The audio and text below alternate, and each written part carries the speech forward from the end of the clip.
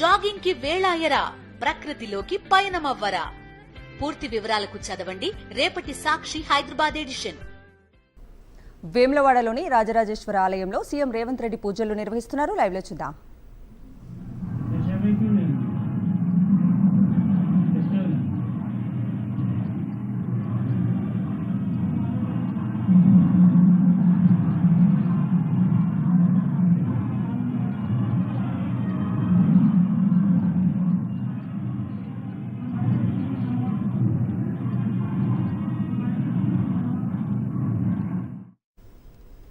వేములవాడలోని రాజరాజేశ్వర ఆలయంలో సీఎం రేవంత్ రెడ్డి పూజలు నిర్వహిస్తూ ఉన్నారు. ప్రస్తుతం ఆ దృశ్యాలు స్క్రీన్ మీద చూస్తూ ఉన్నాము. ఆయన వెంట మంత్రి ఉత్తమ్ అలాగే పొంగులేటి శ్రీనివాసరెడ్డి కూడా మనకు దృశ్యాల్లో కనిపిస్తూ ఉన్నారు. వేములవాడలోని రాజరాజేశ్వర ఆలయంలో సీఎం రేవంత్ రెడ్డి పూజలు నిర్వహిస్తున్న దృశ్యాలు ప్రస్తుతం మనం సాక్షి స్క్రీన్ మీద చూస్తూ ఉన్నాము. ఆయన వెంట మంత్రులు కొండా సురేఖ అలాగే ఉత్తమ్, పొంగులేటి శ్రీనివాసరెడ్డి కూడా మనకు దృశ్యాల్లో కనిపిస్తూ ఉన్నారు. ప్రస్తుతం వేములవాడలో రాజేశ్వర ఆలయంలో సీఎం రేవంత్ రెడ్డి పూజలు నిర్వహిస్తున్న దృశ్యాలు మనం స్క్రీన్ మీద చూస్తూ ఉన్నాం.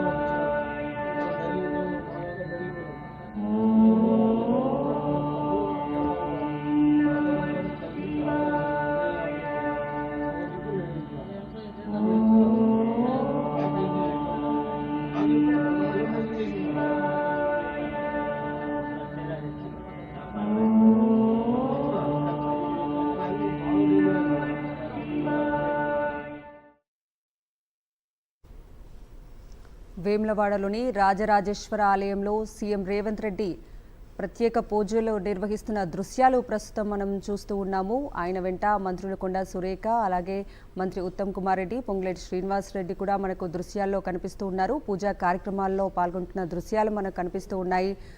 వేములవాడ రాజన్న ఆలయంలో సీఎం రేవంత్ రెడ్డి పూజలు నిర్వహిస్తున్న దృశ్యాలు ప్రస్తుతం మనం చూస్తూ ఉన్నాం.